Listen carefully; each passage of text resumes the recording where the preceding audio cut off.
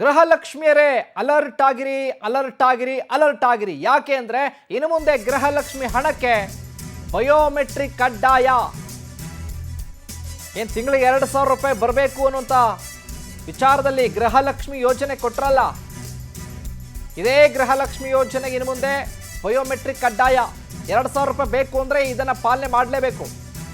ಗೃಹಲಕ್ಷ್ಮಿ ಪರಿಷ್ಕರಣೆಗೆ ಮುಂದಾದ ಕಾಂಗ್ರೆಸ್ ಸರ್ಕಾರ ಸಚಿವ ಸಂಪುಟ ಸಭೆಯಲ್ಲಿ ಮಹತ್ವದ ತೀರ್ಮಾನವನ್ನು ತೆಗೆದುಕೊಳ್ಳಲಾಗಿದೆ. ಒಟ್ಟು 1.2 ಕೋಟಿ ಗೃಹಲಕ್ಷ್ಮಿ ಫಲಾನುಭವಿಗಳಿದ್ದಾರೆ. ಇದೀಗ 4.3 ಲಕ್ಷ ಫಲಾನುಭವಿಗಳ ಹೆಸರು ಡಿಲೀಟ್ ಆಗಿದೆ. ಈ ಮೂಲಕ 106 ಕೋಟಿ ಉಳಿತಾಯದ ನಿರೀಕ್ಷೆ. ಈಗ ಫಲಾನುಭವಿಯದ್ದೇ ಫೋನ್ ನಂಬರ್ ಇರಬೇಕು. ಇದರ ಜೊತೆಗೆ ನೀವು ಬಯೋಮೆಟ್ರಿಕ್ ಅನ್ನು ಕಡ್ಡಾಯವಾಗಿ ಹಾಕಬೇಕಾಗತ್ತೆ. ನೀವು ಬಯೋಮೆಟ್ರಿಕ್ ಇಲ್ಲ ಅಂತ ಅಂದರೆ ನಿಮಗೆ 2,000 ರೂಪಾಯಿ ಬರೋದಿಲ್ಲ. ಮೊದಲು ಎಷ್ಟು ಲಕ್ಷ ಫಲಾನುಭವಿಗಳಿದ್ರು, ಅದರಲ್ಲಿ ಈಗ 4,30,000 ಫಲಾನುಭವಿಗಳ ಹೆಸರನ್ನ ಡಿಲೀಟ್ ಮಾಡಲಾಗಿದೆ. ಈಗ ಸದ್ಯಕ್ಕಿರೋದು 1,20,00,000 ಗೃಹಲಕ್ಷ್ಮಿ ಫಲಾನುಭವಿಗಳಿದ್ದಾರೆ. ಹಾಗಾಗಿ 106 ಕೋಟಿ ಉಳಿತಾಯ ಮಾಡುವಂಥ ಲೆಕ್ಕಾಚಾರ. ಇದರ ಜೊತೆಗೆ ಒಂದಷ್ಟು ಕಂಡೀಷನ್ಗಳು ಕೂಡ ಇದ್ದಾವೆ. ಫಲಾನುಭವಿಗಳು ನಿಮ್ಮದು ಯಾರಿಗೆ 2,000 ರೂಪಾಯಿ ಬರುತ್ತಲ್ಲ, ನಿಮ್ಮದೇ ನಂಬರ್ ಇರಬೇಕು. ಗಂಡ ಅಥವಾ ಮಕ್ಕಳ ಬ್ಯಾಂಕ್ ಖಾತೆ ಇರಬಾರ್ದು. ಸಚಿವ ಸಂಪುಟ ಸಭೆಯಲ್ಲಿ ಮಹತ್ವದ ತೀರ್ಮಾನವನ್ನು ತೆಗೆದುಕೊಂಡಿದ್ದಾರೆ. ಈ ವಿಚಾರಕ್ಕೆ ಸಂಬಂಧಪಟ್ಟ ಹಾಗೆ ಒಂದಷ್ಟು ಬದಲಾವಣೆಗಳನ್ನು ಮಾಡಿದ ಮೇಲೆ ಗೃಹಲಕ್ಷ್ಮಿ ಯೋಜನೆ ಪರಿಷ್ಕರಣೆ ಮಾಡಿದ ನಂತರದಲ್ಲಿ ಈಗ ಸರ್ಕಾರ ಮಹತ್ವದ ಹೆಜ್ಜೆಯನ್ನು ಇಟ್ಟಿದೆ. ಯಾರು ಅರ್ಹ ಫಲಾನುಭವಿಗಳಿದ್ದಾರೋ ಅವ್ರಿಗೆ ಸಿಗಬೇಕು.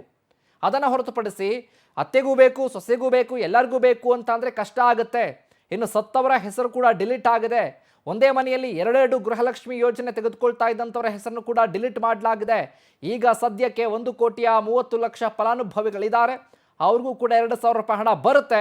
ಆದರೆ ಕಂಡೀಷನ್ ಅಪ್ಲೈ, ನೀವು ಬಯೋಮೆಟ್ರಿಕನ್ನು ಕಡ್ಡಾಯವಾಗಿ ಕೊಡಬೇಕು. ಹೆಂಗೂ ಕೊಡಬೇಕು, ಯಾವ ರೀತಿ ಕೊಡಬೇಕು ಅಂತ ಸರ್ಕಾರ ನಿರ್ಧಾರವನ್ನು ತೆಗೆದುಕೊಳ್ತಾರೆ. ಇದು ಇನ್ನೇ ವಿಚಾರಕ್ಕೆ ಸಂಬಂಧಪಟ್ಟಾಗ ಹೆಚ್ಚಿನ ಅಪ್ಡೇಟ್ಸನ್ನು ಕೊಡ್ತಾರೆ ನಮ್ಮ ಪ್ರತಿನಿಧಿ ಶಶಿಧರ್ ಫೋನ್ ಸಂಪರ್ಕದಲ್ಲಿ. ಶಶಿ, ನೋಡ್ತಾ ಇದ್ದೀವಿ ಗೃಹಲಕ್ಷ್ಮಿ ಯೋಜನೆ ಪರಿಷ್ಕರಣೆ ಆದ ನಂತರದಲ್ಲಿ ಸರ್ಕಾರ ಬದಲಾವಣೆಗಳನ್ನು ಮಾಡ್ತಾ ಇದೆ. ಈಗ ಬಯೋಮೆಟ್ರಿಕ್ ಕಡ್ಡಾಯ ಅಂತ ಕೂಡ ಹೇಳಲಾಗ್ತಾ ಇದೆ. ಅಪ್ಡೇಟ್ಸ್ ಕೊಡೋದಾದ್ರೆ ಶಿವು, ಪ್ರಮುಖವಾಗಿ ಏನು ರಾಜ್ಯ ಸರ್ಕಾರ ಗ್ಯಾರಂಟಿಗಳನ್ನ ಘೋಷಣೆ ಮಾಡಿತ್ತು, ಆ ಗ್ಯಾರಂಟಿಗಳಲ್ಲಿ ಸಾಕಷ್ಟು ಸಕ್ಸಸ್ ಅನ್ನ ಕಂಡಿತ್ತು ಅಂತಂದ್ರೆ ಶಕ್ತಿ ಯೋಜನೆ, ಅದೇ ರೀತಿ ಗೃಹ ಜ್ಯೋತಿ ಮತ್ತೆ ಗೃಹಲಕ್ಷ್ಮಿ. ಆ ಗೃಹಲಕ್ಷ್ಮಿ ಯೋಜನೆಯಲ್ಲಿ ಸುಮಾರು 1,20,00,000 ಜನ ಮಹಿಳೆಯರು ಇದರ ಫಲಾನುಭವಿಗಳಾಗಿದ್ರು. ಆದ್ರೆ ಸರ್ಕಾರ ಯಾವ ರೀತಿಯಾದಂತ ಮಾನದಂಡದ ಮೇಲೆ ನಾವು ಹಣವನ್ನ ಹಾಕ್ತೇವೆ ಗೃಹಲಕ್ಷ್ಮಿಯರಿಗೆ ಅಂತ ಯಾವುದೇ ರೀತಿಯಾಗಿ ಮಾನದಂಡ ಇರಲಿಲ್ಲ.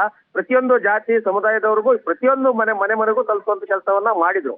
ಆದ್ರೆ ಅದನ್ನ ಪರಿಷ್ಕರಣೆ ಮಾಡಬೇಕು, ಇದರಿಂದ ಸರ್ಕಾರಕ್ಕೆ ನಷ್ಟ ಆಗ್ತಾ ಇದೆ, ಶಾಸಕರ ಅನುದಾನ ಕೂಡ ಹಣ ಸಿಗ್ತಾ ಇಲ್ಲ, ಯಾವುದೇ ಅಭಿವೃದ್ಧಿ ಕೆಲಸಗಳಾಗ್ತಾ ಇಲ್ಲ ಅಂತ ಹೇಳ್ಬಿಟ್ಟು ಸ್ವಪಕ್ಷದ ಶಾಸಕರು ಮತ್ತೆ ಹಿರಿಯ ಸಚಿವರು ಒಂದಷ್ಟು ಪರಿಷ್ಕರಣೆ ಮಾಡಿ ಅಂತ ಹೇಳಿ ಸಲಹೆಗಳನ್ನ ಕೊಟ್ಟರು. ಆಗ ಗೃಹಲಕ್ಷ್ಮಿಯನ್ನ ಪರಿಷ್ಕರಣೆ ಮಾಡಕ್ಕುವಂತ ಸಂದರ್ಭದಲ್ಲಿ ಸಾಕಷ್ಟು ಜನ ಮಹಿಳೆಯರು ಮೃತಪಟ್ಟಿದ್ರು ಕೂಡ ಅವರ ಅಕೌಂಟ್ಗೆ ಹೋಗ್ತಾ ಇತ್ತು.